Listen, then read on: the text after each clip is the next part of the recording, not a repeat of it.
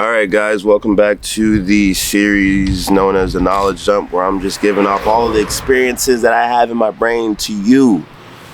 Today I want to talk about being a logistics broker. Now, I didn't do this for a super duper long time, but once again, this is a good business that could be very lucrative if you are going to stick the time into it. And so, what did I learn? When it comes down to being a logistics broker, you have to understand how the business works. You as a broker is trying to talk to different manufacturers or people who are distributing products or different materials, and they need to move to a different location. And so my job is to contact these companies, figure out who their logistics manager is, or whoever is handling the outbound logistics of these different products or services or whatever it is that's coming out of these manufacturers, and to get them to the right place. And with that being said, you have to figure out the right kind of transportation needed. And so the second part of it is getting to the actual logistics companies or the trucking companies and figuring out what kind of van they have. It could be a dry van, reefer, it could be a flatbed, it could be a Conatega or whatever it's called, or whatever. There's a lot of different names for different types of trucks. So you have to do your homework on these different styles of trucks, depending on what kind of things are getting delivered. So one of the top ones that I was trying to focus on was like produce. Everyone needs produce. And so most of the time you're going to need reefers, or if not, I forget the other types of, I forgot the name of the van, but basically it's the one where you've probably seen it where like the tractor and the truck are going side by side in like a field, and like as the truck thing is like cutting down the produce, it's like shooting it into this truck. Well, that truck will then go off and go deliver that somewhere else. I was trying to figure out who was running those trucks, and so if I can figure out who's running those trucks, I can also tell them that, hey, there's this other farm that's also making produce, and we need you to go pick the stuff up from there, and then we need you to move it to this location. And when it comes down to that, there's a couple things that you need to know. When it comes down to getting these drivers, you need to understand their lingos a little bit. Now, I've been out of the business for a little bit, so I don't remember all the different lingos, but some of the things that they really care about is dollars per mile. They really want you to know that they have a certain minimum that they need to have so that they can A, pay themselves, B, maintain the truck, which means gas, and then of course food and things like that, and then whatever other fees that they need to have covered. So you need to make sure you have that in the rate of how many miles they're driving. So most of the times I would call a manufacturer and I would say, hey, what's the payload that you have? And they say, hey, we have 10 pallets of metal scraps, and so we need a dry van. So then I would call a logistics or a trucking company and say, hey, I see that you have an 18-wheeler. It's a 40-foot trailer or whatever. I forget the sizes of these trailers. So once again, do not get on my vocabulary because I don't remember. And it looks like they have and you have to know the weights too, because trucks actually have to go through weighing stations, and they have to have a certain amount of weight on each axle. So when you are getting all of this information about the payload, you do need to know all these different things. And so when it comes down to figuring all of this out, I will then call that company, that trucking company, and then like I said, I have this amount of pallets, it's metal scraps, so they just need a dry van. When you pull up, they will load the truck for you, so you won't have to worry about loading the truck. And sometimes these places will not load the truck, so you will have to tell the person who's picking up, you have to load the truck. Do you have, the forklift to do it? And some people don't have that. So you have to know all these different things. But most of the time when you're pulling up to these manufacturers, they will load the truck up. They have a loading dock where the truck could just back up, it connects, and then they just put the pallets onto the truck. And the thing is too is that whoever's putting these pallets on the truck also have to be smart about the weight. And so the trucker will have to be aware of that, and they will adjust the axle in the back. Those four wheels, or those wheels in the back, they do actually adjust based off what's inside of the trailer. And so at the end of the day, they want to be at a certain amount per mile. So I would say, hey, if you go pick this up in Chicago and bring this down to Texas, I'm willing to pay you $4 or $5 per mile. Now, I know some of you guys are probably like, $4 or $5 a mile? Hell yeah, I'll do that. But realistically, it was more like, I'll pay you $2.33 or $3. And some people would be like, fuck no. But some people would be like, where are you taking me? I'm taking you to Texas.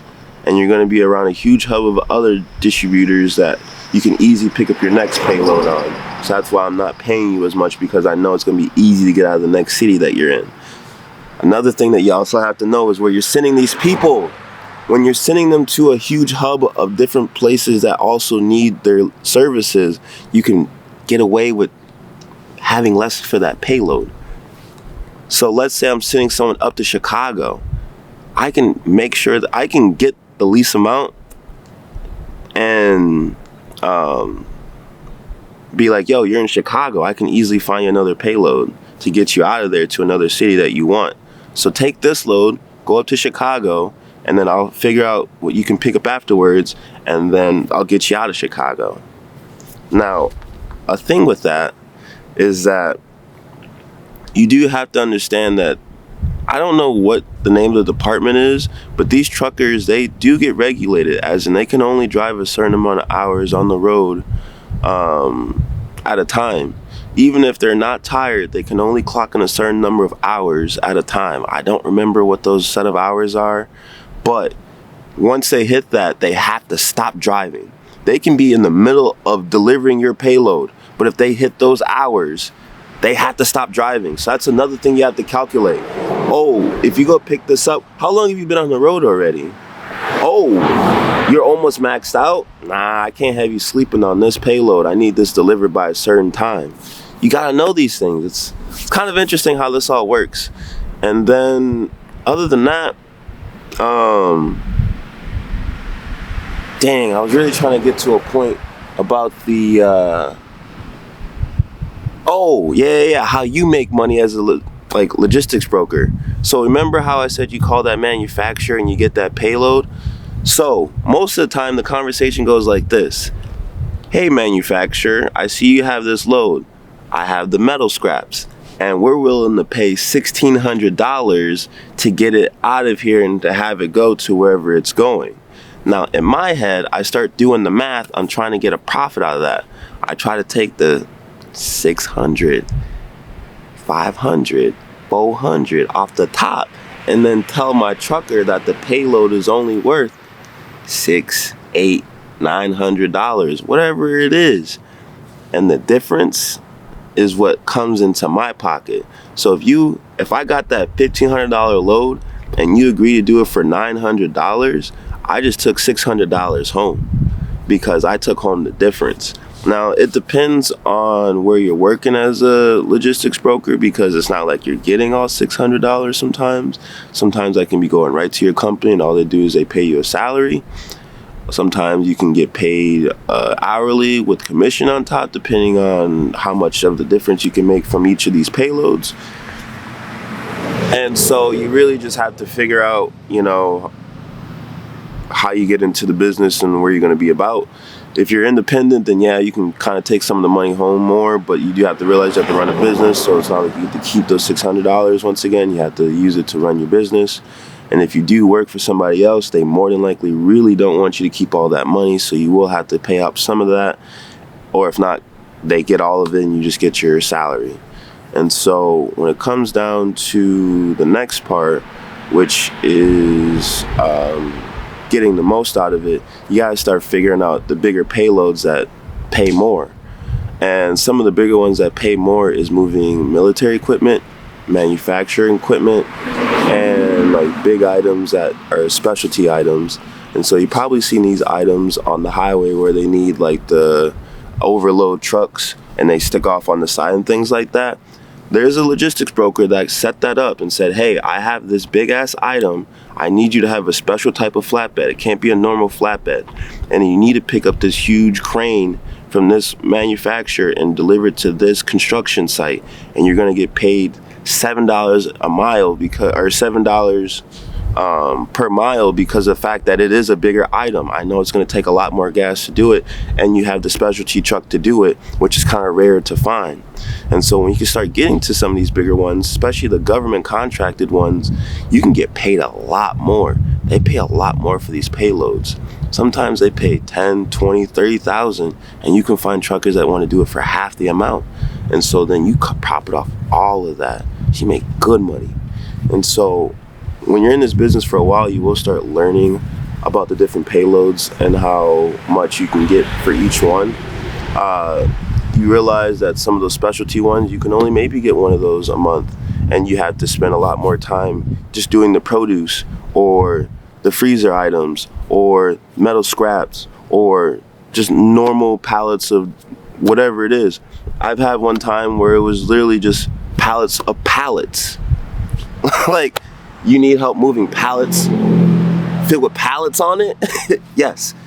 We're a pallet maker, and we need you to send these pallets over to another manufacturer, who are then going to put their products on it, which are then going to move it to another site so that they can distribute it to your favorite stores. And so it's a weird chain of events that happen when it comes into the logistics world. So you really have to know how you play your part in it. You gotta know the different types of payloads there is, the different types of vans that can carry it. And I call them vans, but they're 18-wheel truckers. Or if not, sometimes they can be small ones too. You can get some smaller loads too. You can have people who are just trying to move appliances just across city. And they just need a box truck. And so that can also work out as well too, being a logistics broker. You can just have a small fleet of smaller trucks or vans to move smaller loads. And so it can start off on a small scale and it can go to a really big scale. And that's why I kind of like that business, but at the same time, it's stressful as hell. Because when it comes down to truckers going on strike because they're not getting paid as much, you're talking about these new trucks now that can drive by themselves. So do you really need truckers? And I think you really do, because ain't no way in hell you're gonna have autonomous trucks driving around with big ass payloads like that. And what if one of those things go haywire? Boom, bam, done. You have all this produce that literally just didn't make it, gets wasted on the highway. So you kind of do need like a human liability to take care of that while it's in the middle of its transportation. So I don't think, self-driving trucks are going to really take over like that, but I think they will help. And then other than that, that's kind of all I have. Yeah, peace out.